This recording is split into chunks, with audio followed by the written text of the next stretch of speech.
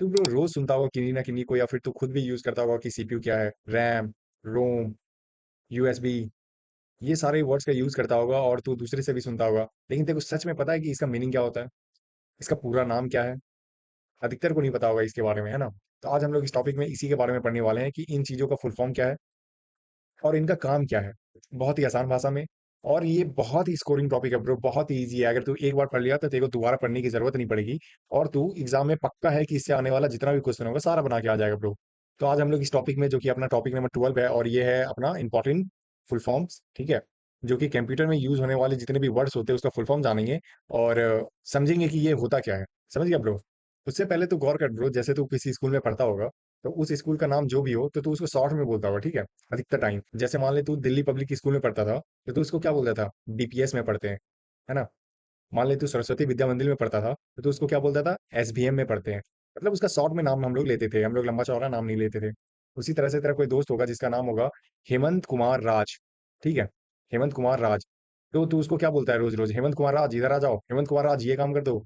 नहीं ना, तो उसको बोलता होगा हेमू, शॉर्ट में। अधिकतर चांस है कि हेमू ही बोलता होगा। हम लोग अधिकतर अपने दोस्तों का नाम कुछ ना कुछ रखते हैं शॉर्ट में, ठीक है। उसी तरह से ब्रो कंप्यूटर में बहुत सारे वर्ड्स होते हैं जिसका कि लंबा चौड़ा नाम होता है, लेकिन हम लोग डेली लाइफ में उसको बहुत ही शॉर्ट में बोलते हैं। जैसे अपना पहला ही देख ले, हम लोग डेली तू सुनता होगा कि सीपीयू सीपीयू सीपीयू, है ना? तो सीपीयू का फुल फॉर्म क्या होता है? सीपीयू का फुल फॉर्म होता है ब्रो सेंट्रल प्रोसेसिंग यूनिट, ठीक। जिस तरह से हमारा दिमाग सारी चीज को कंट्रोल करता है, कुछ भी सोचता है कि नहीं?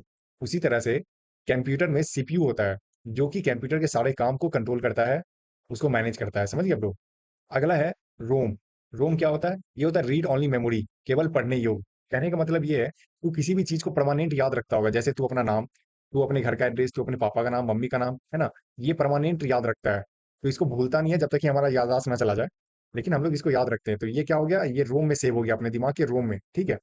लेकिन कोई कोई चीज होगा जो कि तू बस कुछ ही समय के लिए याद रखता होगा। जैसे हम लोग एग्जाम में अधिकतर क्या करते हैं, जैसे ही कोई चीज पढ़े, एग्जाम दिए और उसको भूल जाते हैं, है ना? कोई चीज ऐसा होता है कि हम लोग कुछ देर के लिए याद रखते हैं, तो वो कहाँ पे सेव होता है? वो होता है रोम में। इसको बोलते हैं रैंडम एक्सेस मेमोरी, अस्थाई मेमोरी इसी को बोलते हैं, ठीक है। तो इसमें क्या होता है कि तू कुछ भी याद किया और थोड़े समय के बाद उसको भूल गया।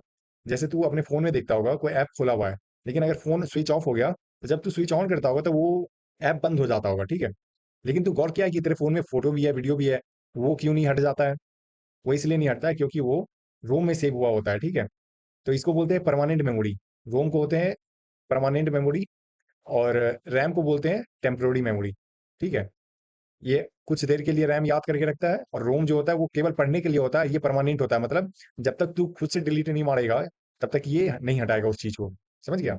अगला है यूएसबी। हम लोग सुनते हैं रोज कि भाई यूएसबी केबल दे दे, यूएसबी केबल दे दे, यूएसबी दे दे, यूएसबी दे दे। ये होता क्या है? इसका फुल फॉर्म होता है यूनिवर्सल सीरियल बस।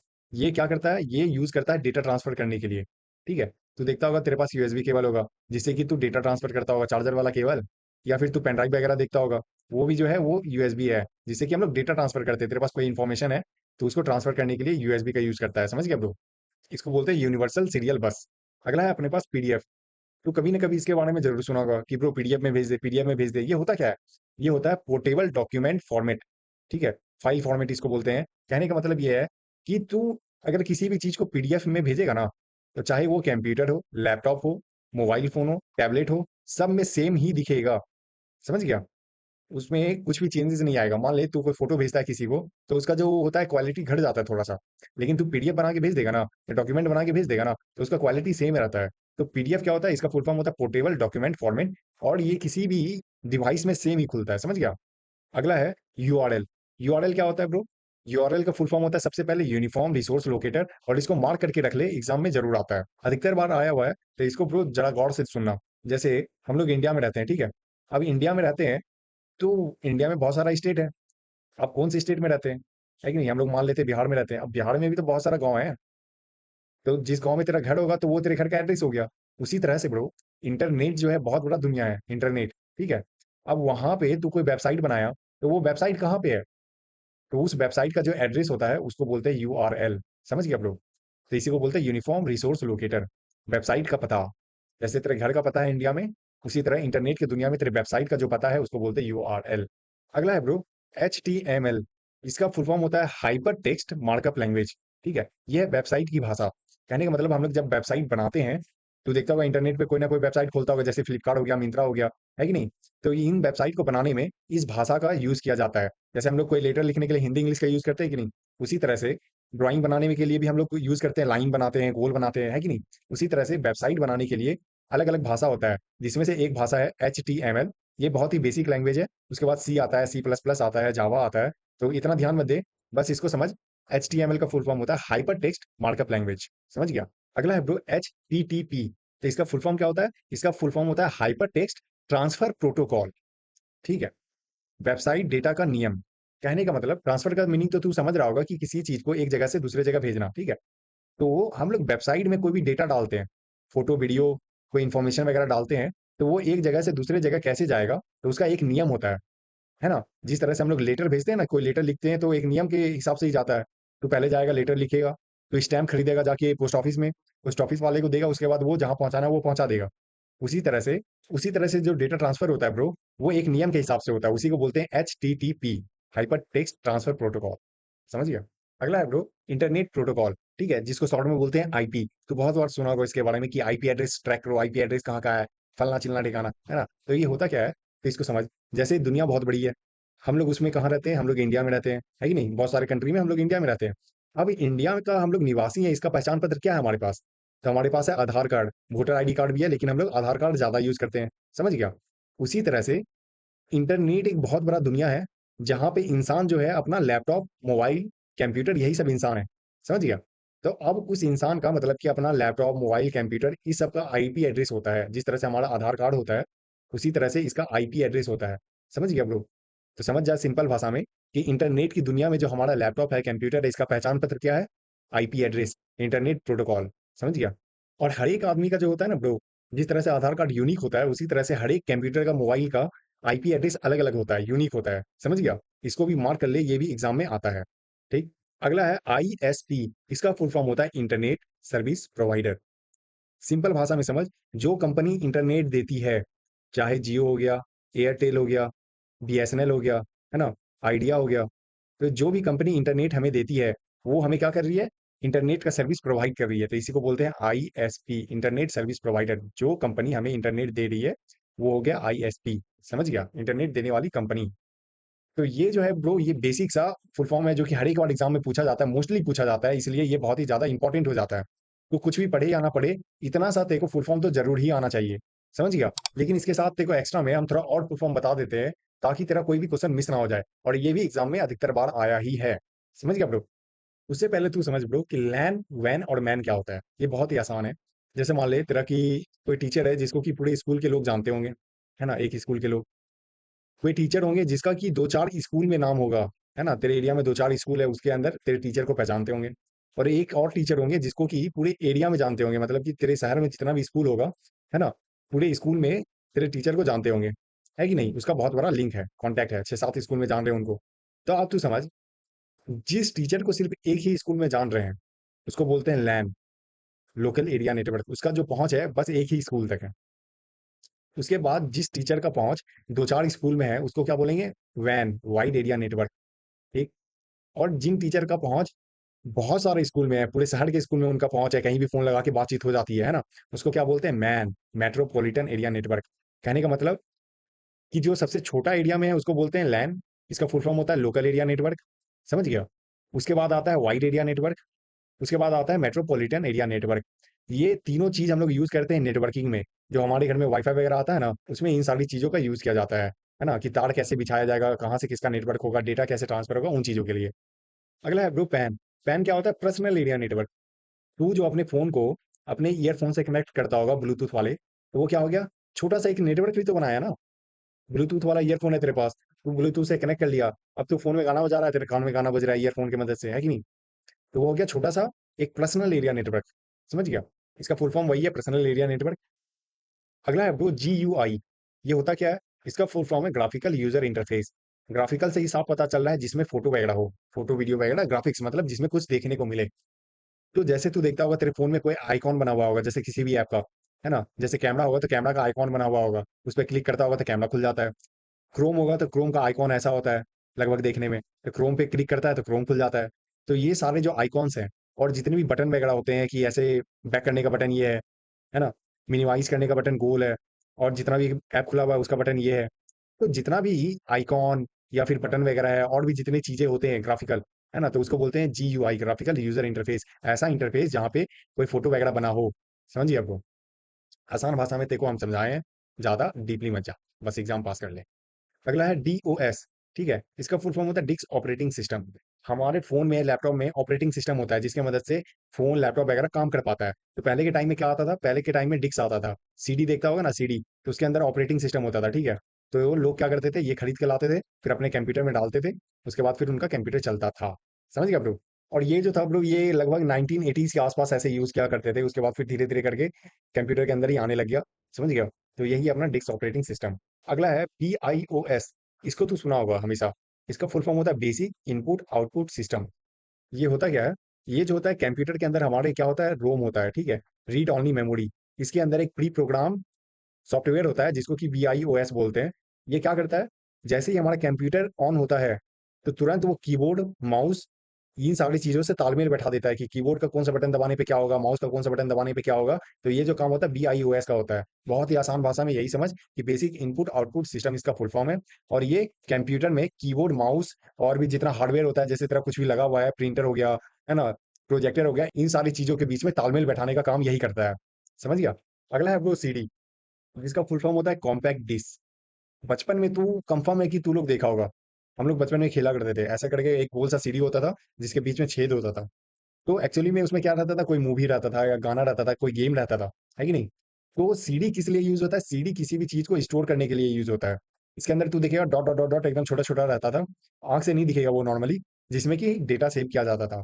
तो यही था सीडी, और इसका फुल फॉर्म होता है कॉम्पैक्ट डिस्क। समझ गया। अगला है ब्रो डीवीडी। डीवीडी क्या है, इसका फुल फॉर्म होता है डिजिटल वर्सेटाइल डिस्क। ठीक है, जिस तरह से सीडी के अंदर हम लोग गेम, म्यूजिक, वीडियो वगैरह स्टोर करके रखते थे, उसी तरह से डीवीडी में भी वही सारा काम होता है। कोई भी मूवी हो गया, गेम हो गया, गाना हो गया, कोई फोटो हो गया, कोई वीडियो हो गया, ये सब स्टोर करते हैं। ठीक है, तो आप बोलेगा ब्रो कि दोनों में अंतर क्या है, दोनों में अंतर यही है कि सीडी जो होता था वो, उसका स्टोरेज कम था, जैसे 700 MB हो गया, है कि नहीं। और डीवीडी जो हुआ करता था, इसका स्टोरेज बहुत ज्यादा था, जैसे 4 GB हो गया, 5 GB हो गया। तो इस तरह से इसका स्टोरेज हुआ करता था।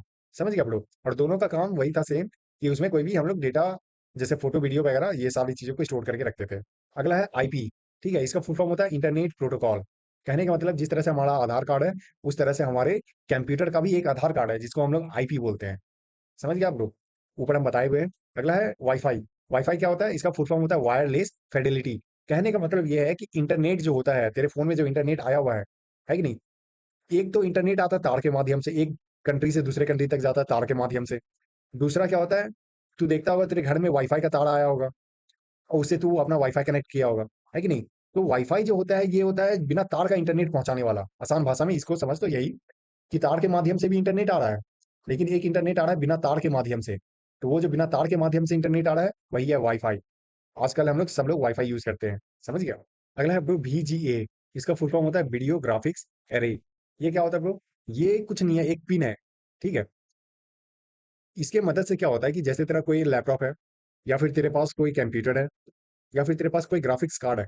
ठीक, तो अब तू चाहता है इसको कोई बड़ी स्क्रीन से कनेक्ट करने के लिए, जैसे तू अपने टीवी से कनेक्ट करना चाहता है। जैसे मान ले तेरा लैपटॉप है, ठीक है, उस लैपटॉप को तू चाहता है कि टीवी से कनेक्ट करने के लिए, तो उसी को कनेक्ट करने के लिए VGA का यूज किया जाता है।